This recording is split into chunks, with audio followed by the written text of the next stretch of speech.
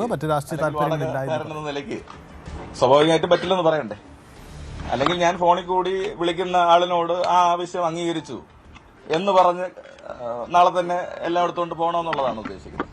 അപ്പോൾ അഭ്യർത്ഥനയായാലും യാചനയായാലും അങ്ങനെ ഒരു ആവശ്യം പറഞ്ഞപ്പോൾ സ്വാഭാവികമായിട്ടും അത് സാധ്യമല്ല എന്നുള്ള നിലയ്ക്ക് മറുപടി നമ്മൾ വ്യക്തമാക്കുകയുണ്ടായിട്ടുണ്ട്.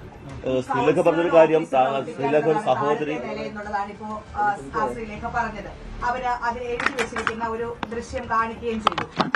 അതായത് ഈ കോർപ്പറേഷൻ ഈ കെട്ടിടത്തിന്റെ പുറത്ത് ഏറ്റവും മുകളിലത്തെ താഴത്തെ നില കൌൺസിലറുടെ ഓഫീസിൽ എഴുതി വെച്ചിട്ടുണ്ടല്ലോ, അതേക്കുറിച്ച് എന്താ അങ്ങേക്ക് പറയാനുള്ളത്? അല്ല, അതാണ് ഞാൻ നേരത്തെ സൂചിപ്പിച്ചത്. 2015-19 കാലത്ത് ഞാൻ മേയറായിരിക്കുമ്പോഴാണ് ഈ വാർഡ് ഓഫീസുകൾ കൌൺസിലർമാർക്ക് നൽകാൻ തീരുമാനിക്കുന്നത്.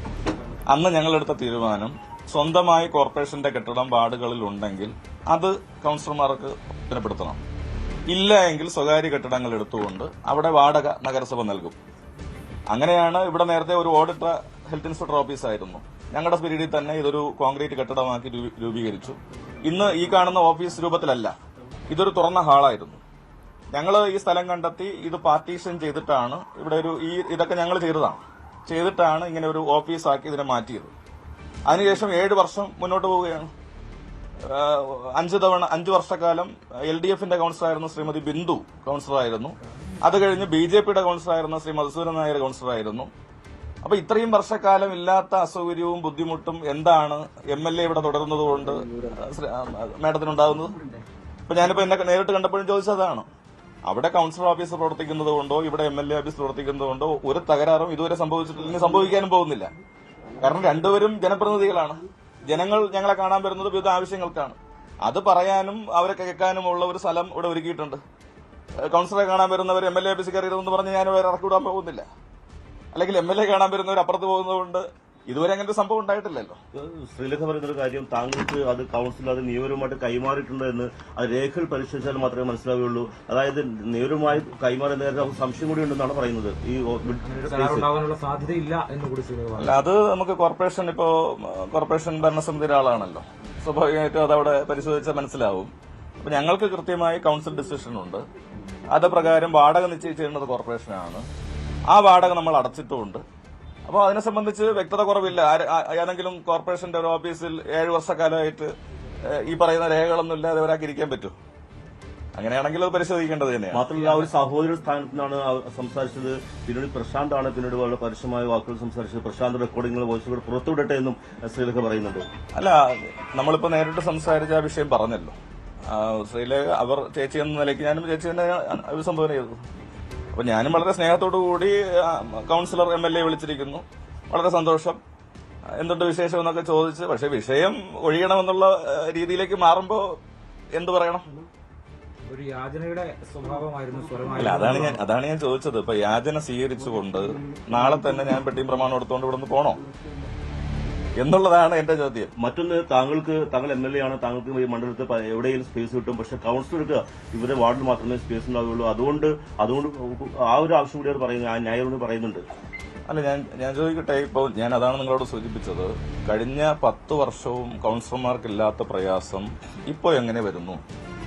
അവിടെ കൌൺസിലർ ഓഫീസും ഇവിടെ MLA ഓഫീസും പ്രവർത്തിക്കുന്നത് കൊണ്ട് വിവിധ രാഷ്ട്രീയ കക്ഷികളുടെ ആളുകൾ ഇരുന്നിട്ട് പോലും ഒരു പ്രയാസവും ഇതുവരെ ഉണ്ടായിട്ടില്ല. അപ്പൊ അങ്ങനെ ഒരു ചോദ്യത്തിന് തന്നെ സാങ്കത്യമില്ല. ഇനി കാലാവധി കഴിയട്ടെ, അത് നമുക്ക് ആലോചിക്കാം. അപ്പൊ നമ്മളെ സംബന്ധിച്ച് നഗരത്തിന് ഈ വട്ടിയൂർക്കാവ് നിയമസഭാ നിയോജക മണ്ഡലത്തിന്റെ ഒരു പ്രധാന കേന്ദ്രമാണിത്.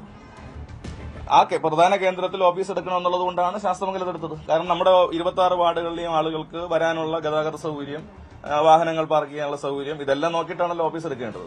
അതേപോലെയാണ് ഒരു കോർപ്പറേഷൻ കൌൺസിലർക്കുള്ള കാര്യങ്ങൾ വരുന്നത്. താങ്കൾ നിലവിൽ മെയ് 10 വരെയും ഇതിന്റെ കാലാവധി നീട്ടണമെന്ന് ആവശ്യപ്പെട്ടുകൊണ്ട് സെക്രട്ടറി കത്ത് നൽകിയിട്ടുണ്ടോ? അതെ. ഇപ്പോഴത്തെ സാഹചര്യത്തിൽ അത് ഇനി കിട്ടാൻ സാധ്യതയുണ്ടോ? അതല്ല, അത് അവർ തീരുമാനിക്കട്ടെ. അത് അങ്ങനെ കൊടുക്കേണ്ടതില്ല എന്നാണ് അവർ നഗരസഭ തീരുമാനിക്കുന്നതെങ്കിൽ തീർച്ചയായിട്ടും അത് ആ സമയത്ത് നമുക്ക് നിയമപരമായിട്ടും ഒക്കെ നോക്കാം. നിലവിൽ മാർച്ച് മാസം 31 വരെ കാലാവധി, അതായത് ഫിനാൻഷ്യൽ ഇയറിലാണ് അതിന്റെ നീട്ടി തന്നിട്ടുള്ളത്. അത് ആ സമയത്ത് വരെ ഉണ്ട്.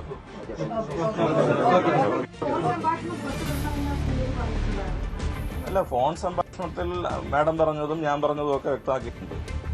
അതിൽ ഞാൻ പറയാത്ത എന്തെങ്കിലും പറഞ്ഞിട്ടുണ്ടെന്ന് അവർ പറഞ്ഞിട്ടുമില്ല. അപ്പോൾ സ്വാഭാവികമായിട്ടും അങ്ങനെ ഒരു പ്രശ്നത്തിന്റെ കാര്യമില്ല.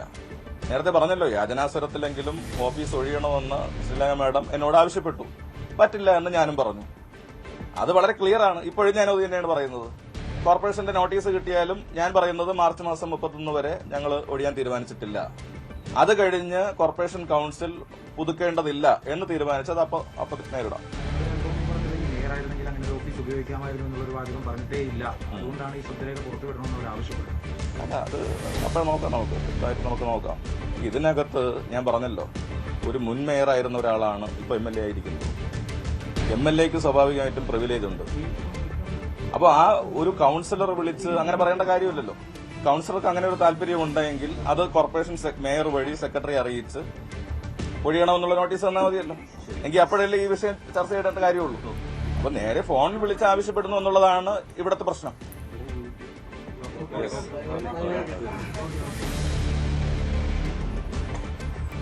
VK പ്രശാന്തിന്റെ വാക്കുകളാണ് കേട്ടത്. എന്തായാലും തലസ്ഥാനത്തെ തർക്കം അതൊരു അനുരഞ്ജനത്തിന്റെ വഴിയിലേക്കാണ് എത്തുന്നത്. പക്ഷേ VK പ്രശാന്ത് ഈ വിഷയത്തിൽ വലിയ രാഷ്ട്രീയ നീക്കത്തിന്റെ ഭാഗമായി തന്നെയാണ് ശ്രീലേഖ അത്തരം ഒരു നിലപാടെടുത്തതെന്ന് കൂടിയാണ് പറയുന്നത്. അവർ സംശയിക്കുന്ന ഇതാണ്, വട്ടിയൂർക്കാവിൽ വരാൻ പോകുന്ന നിയമസഭാ തെരഞ്ഞെടുപ്പിന്റെ ശ്രീലേഖ സ്ഥാനാർത്ഥിയാവാനുള്ള സാധ്യത തള്ളിക്കളഞ്ഞുകൂടെ BJP സ്ഥാനാർത്ഥിയായി.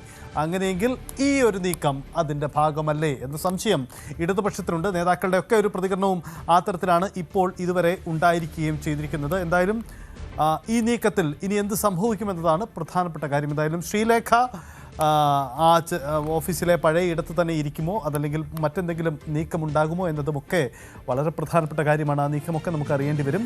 MLA ഓഫീസിലെത്തി പരസ്പരം കൈ കൊടുത്ത് പിരിയുകയാണ് ശ്രീലേഖ. ഈ വിവാദത്തിനൊന്നുമില്ല. തൻ്റെ സഹോദര തുല്യനായ പ്രശാന്തുമായി അത്തരമൊരു ആശയവിനിമയം മാത്രമാണ് നടന്നത്. ഇതാണ് ശ്രീലേഖ. ഒടുവിൽ വിവാദം അവസാനിപ്പിക്കുന്നു എന്ന പ്രഖ്യാപനത്തോടെ ശ്രീലേഖ അവിടുന്ന് മടങ്ങുകയും ചെയ്യുന്നു. എന്തായാലും ഈ നീക്കത്തിൽ ഇനി BJP കേന്ദ്രങ്ങളുടെ പ്രതികരണം പ്രസക്തമാണ്. BJP നേതൃത്വം ശ്രീലേഖയുടെ വാദം ഏറ്റെടുക്കുമോ? കണ്ടറിഞ്ഞ് കാണാം.